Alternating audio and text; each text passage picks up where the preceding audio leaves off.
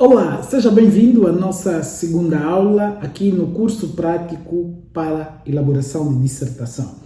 Vamos hoje falar da escolha do orientador. As nossas aulas são sempre breves, mas muito práticas e úteis para quem quer escrever uma dissertação. Quem pode ser orientador? Que tipos de perfis de orientadores existem e como identificar o melhor perfil de orientador para si?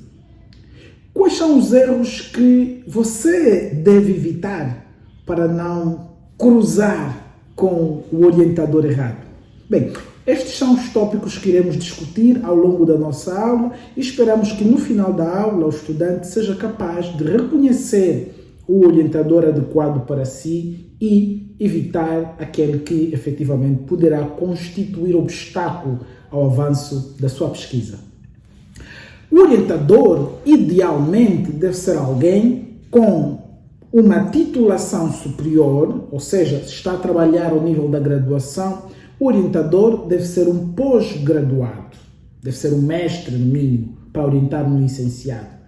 Ou, excepcionalmente, pode ter a mesma graduação que o nível que orienta. No caso, se está a orientar um licenciado, ele pode ser licenciado, mas estes são casos excepcionais e, nestas circunstâncias, o licenciado deve ser portador de uma experiência relevante, deve ser alguém que, por exemplo, leciona aquela disciplina há 10, 20 anos, 30 anos, um investigador renomado naquela área que, por alguma razão, fez todo um percurso na investigação ou ainda no setor empresarial e, por isso, não tem grandes qualificações, digamos, titulações acadêmicas, mas que tem qualificação profissional ou técnica. Via de regra, as instituições admitem para orientadores indivíduos que tenham este perfil, ou seja, possuam uma graduação superior. No caso de mestres, são os doutores que orientam. No caso dos licenciados, são no mínimo os mestres que orientam. Tá certo? A experiência docente é fundamental para que o orientador possa compreender de maneira mais empática as dificuldades que o seu orientado eventualmente possa apresentar. E sobre isso iremos falar mais para frente quando destrinçarmos aqui os vários tipos, são 3 para ser mais preciso, tipos de orientadores. Por que é preciso essa questão da experiência docente, as competências socioafetivas, enfim, iremos abordar mais lá para frente. A experiência de investigação científica, eu costumo dizer que é relevante, que é eventualmente a mais importante de todas as outras experiências ou de todos os outros critérios para se ser elegível para orientador de uma dissertação, sobretudo. Por quê? Porque o trabalho de dissertação, ao contrário do que pode parecer num primeiro olhar, é de fato uma pesquisa científica. Não se trata apenas de escrever um texto acadêmico.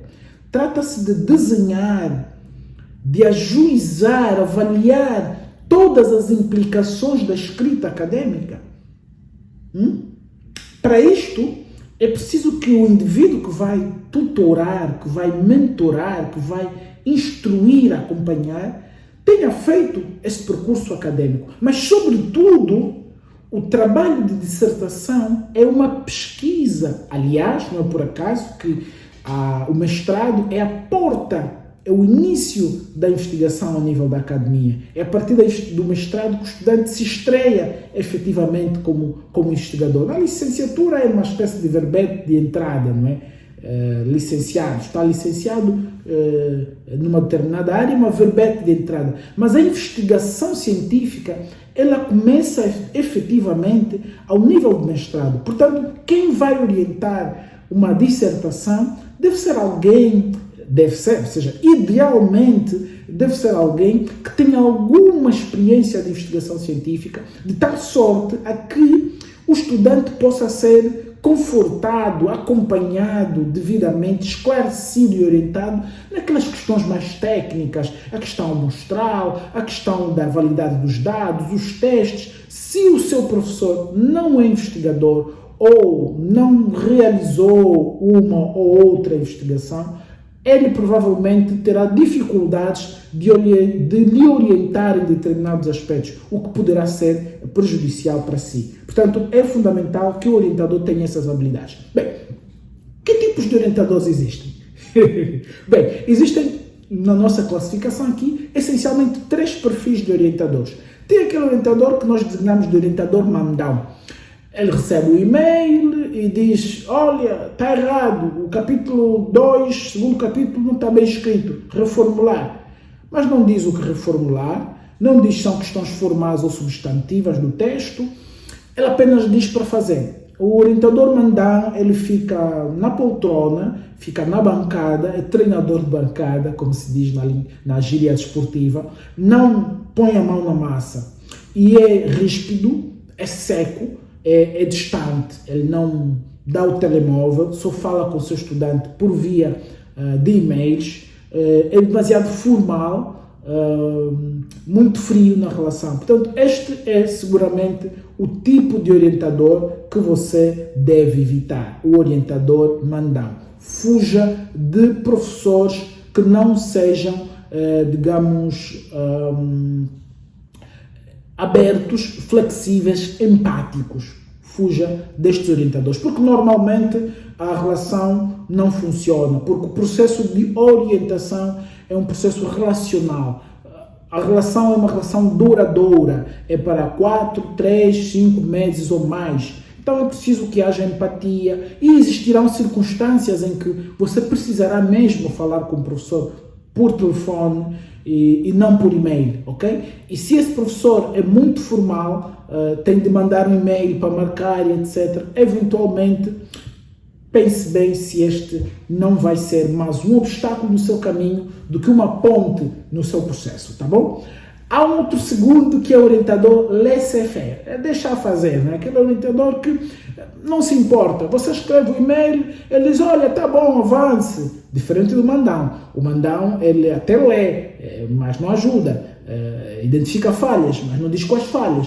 O laissez-faire não faz isso, não identifica falha, é muito bonzinho, é daqueles professores mais amados da universidade, todos aprovam na sua cadeira, a escola gosta dele, os estudantes gostam dele, é um professor, digamos, porreiro, né? O nacional porreirismo, o professor que não confronta o estudante com as dificuldades, o professor que não corrige, é bom, é mau ao mesmo tempo. Bom porque para aqueles preguiçosos vão pensar que estão a trabalhar bem. Mau porque no final o resultado não será bom, porque o professor não lê os textos ou não lê com rigor, aceita tudo, deixa passar tudo. Portanto, este é o orientador laissez-faire, aquele que deixa que o estudante faça tudo sozinho ou com a ajuda de terceiros, que não a sua própria ajuda como orientador. E aqui realçando que o orientador é o principal responsável científico pelo trabalho, embora o estudante seja aquele que efetivamente é responsabilizado. Mas do ponto de vista da acreditação, é ele que depois diz que o trabalho está pronto para a apresentação ou defesa pública, né? Portanto, ele deve, em primeira instância, acompanhar, dirigir todo o processo de pesquisa. Mas não é isto que um orientador laissez-faire faz. O orientador laissez-faire é mais relaxado. Bem, e finalmente tem o orientador empático, que é aquele que nós recomendamos que você escolha.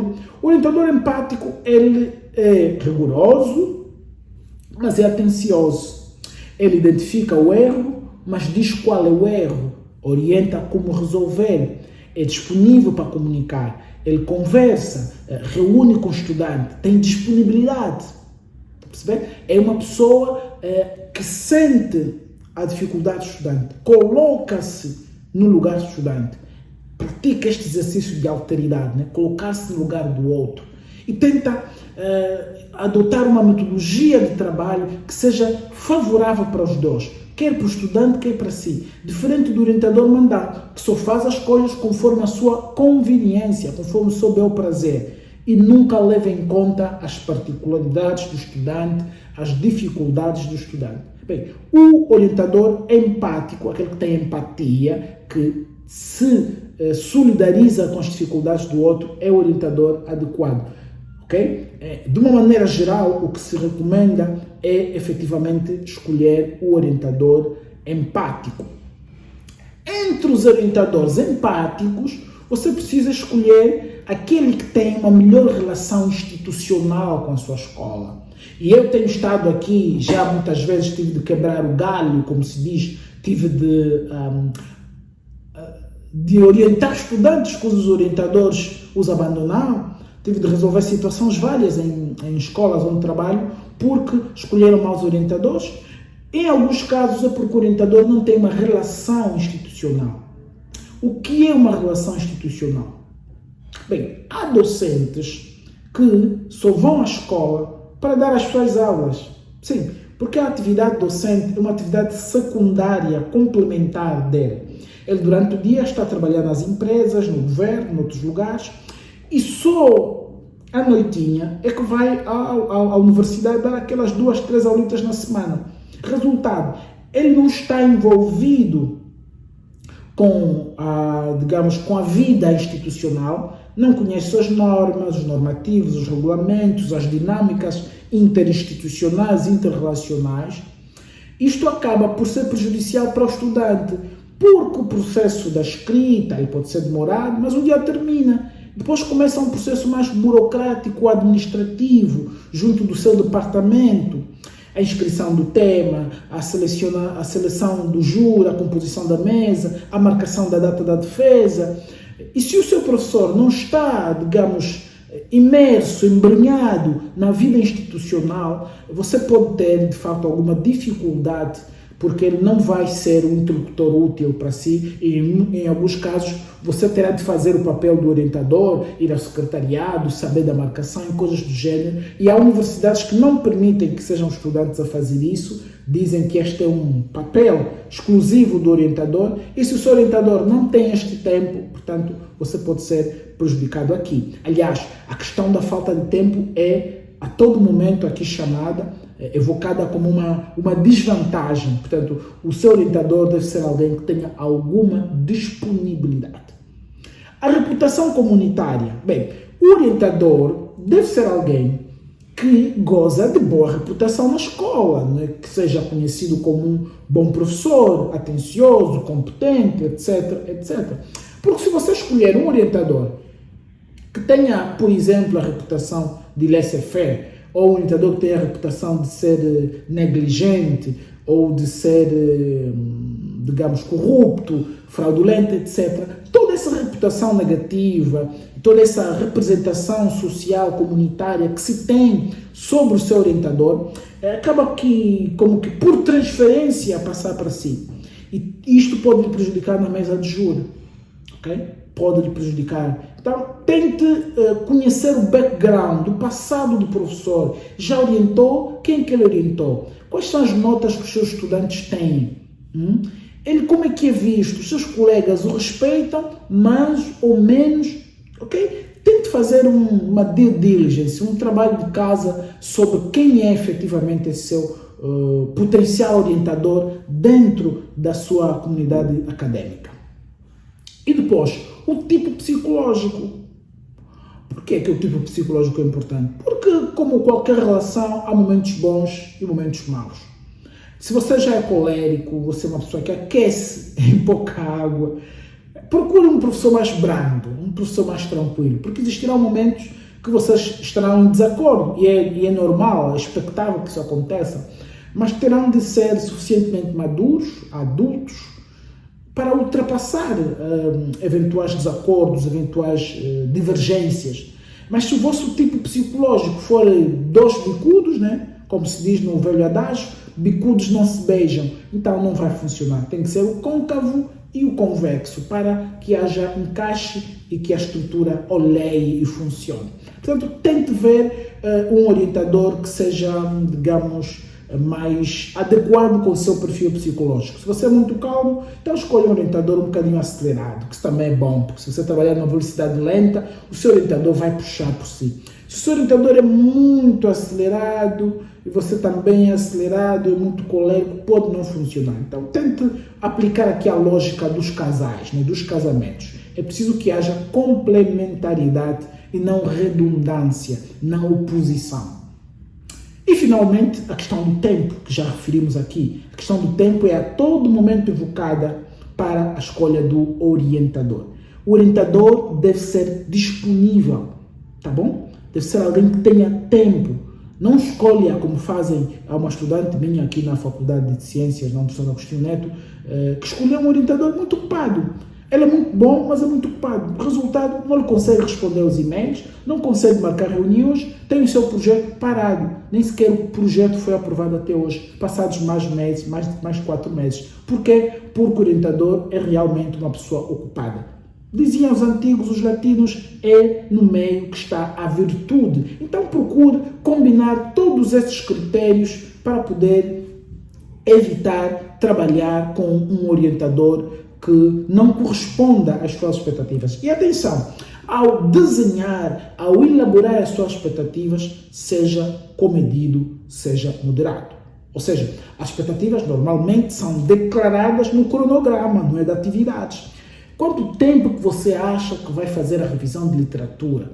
Quanto tempo que acha que vai aplicar os instrumentos e vai analisar? Portanto, estes timings não podem ser definidos apenas conforme a sua expectativa. Deve ser tudo definido tendo em conta o tipo de relação que você tem com o orientador, o nível de disponibilidade do seu orientador, a velocidade com que o seu orientador trabalha, porque há pessoas que naturalmente são, paradas, né? São pessoas que andam mais devagar.